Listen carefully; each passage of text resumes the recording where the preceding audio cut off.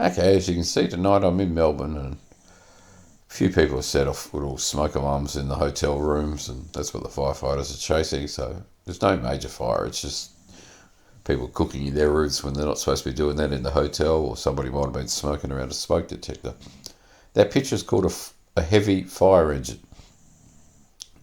Now, all the paid firefighters drive those. Back in 1991, I joined the bushfire brigade in Western Australia, and they're volunteer firefighters. So I was just at like a little showground where they had all this, like a fete going on, and there was a fire truck there trying to get volunteers. So I just volunteered. I was 18 years old and I volunteered to help them. That fire unit lasted for another 3 years after that, and then there was a bit of a problem with the local government. The local government wanted to own the fire truck, but the fire brigade didn't want to be merged into the local council. It's very political, but it basically was what was happening 30 years ago.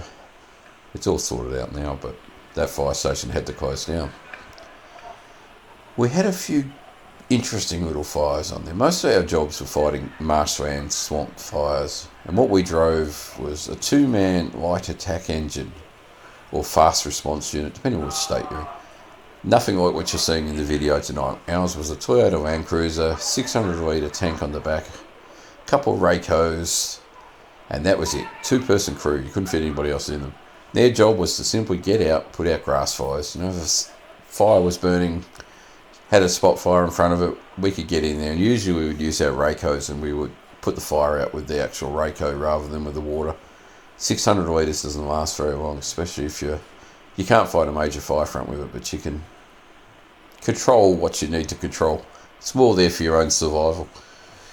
And they're the backbone, fast attack engines of, I think I read tonight there's over 100,000 volunteers in the country that drive those things. So it's the backbone of our fire brigade, is volunteer firemen. I had one fire, which is the biggest one I ever went to. It was up in the Perth Hills, and we have like 500 metre high hills. They're not mountains, but they're heavily forested, and they're bitterly dry, and the Australian bush can't regerminate without fire. It needs heat to germinate its seeds. A lot of plants just won't survive. So the problem in summer is some idiot will set fire to something and it'll burn through, but if it doesn't, in spring we've got to set fire to these forests just to keep the native bush growing. It's a stupid thing in this country. So all these nature reserves, in WA at least, have got a time period where they have to have a burn through. Well, this is the middle of summer. We've had 15 days over 100 degrees Fahrenheit. This day we got out there, it was midday, it was well over 100 degrees. I think it was 105 if my memory serves me right. We were sitting between 43 and 47 degrees all day, centigrade. It was hot. And the fire was supposed to burn along the hill. We parked ourselves down the bottom where there was a couple doctors and a lawyer and well-to-do people that had brought 6 properties with 10 acres of farmland on it, what were called hobby farms. But they didn't want them for farming. They wanted to have privacy away from their corporate world sort of thing.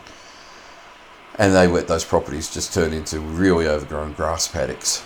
So our job, we would just sit there all day in the heat, wait for the ember attacks to come, and if any embers landed in the grass, we'd get out there with the rake hose and try and rake some dirt onto it, and if that didn't work, we'd squirt some water onto it.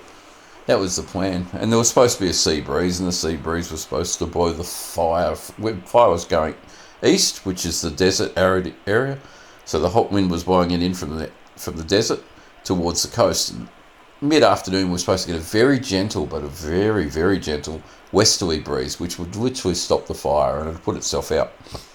And that's how 99% of the fires up at those hills work. If you can keep it away from the homes and the residential areas up there, they generally will blow back on themselves by the night time. This time, the predicted sea breeze didn't come in, so we ended up getting into the path of the fire, because as the fire went across the top of us, it slowly came down the hill. Fire burns slower downhill than uphill, and it slowly came down the hill, and we couldn't get out because it had cut our road. So we had a precarious time there, and by 7 o'clock we had that gentle sea breeze come in, about halfway through it, burning through the grass paddocks towards our position. So we got within, if you're talking American, we were less than 200 feet from the front of the fire, but we had no way out. That was probably the closest I've come to any sort of trauma with a fire. I went to a fire in a swamp where a guy put a rako through his foot and chopped off his toes. How you can do that with steel cap boots is just one of those things that people can do. If you can have an accident, you'll have an accident. Our job in that was to use axes and rakos in this swamp, because the fire in that time was burning underground. It was burning in the peat. It wasn't burning above ground. So we had to go through and clear the scrub off the top and try and find where the fire was burning under us before it got any wind into it and fanned itself up one of these, what they call melaleucas. They're small trees. Just a weird type of fire. But most of my firefighting was just that, putting out little grass fires in paddocks and running around fixing up some stupid hobby farmer who might have been using an angle grinder or a whippersnipper or a lawnmower and caused a spark on a total fire day. It was never a job I wanted to do growing up. It was just something I volunteered to do, and in 1994 when it dissolved, that was pretty much the end of my 3 years of firefighting. Next time I touched a fire engine was 1996 when I joined the military and we had to do fire training again. And it wasn't that hard to do fire training again because I'd already had the fire training. And then in 2004, we had to do a firefighting course to become train drivers. And that was just learning how to use fire extinguishers in case we had fires on trains. And so far, in 21 years, I've only had one fire on a locomotive. So I've been pretty lucky with trains not having too many fires on, but they do burn, especially if people on them.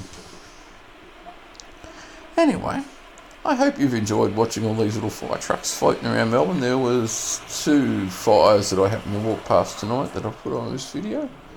Meanwhile, stay safe, everybody, and if you want more volunteer stories, I've got plenty of stories about plenty of things I've done in my crazy adventurous life. But stay safe, chat to people, and I'll talk to you tomorrow.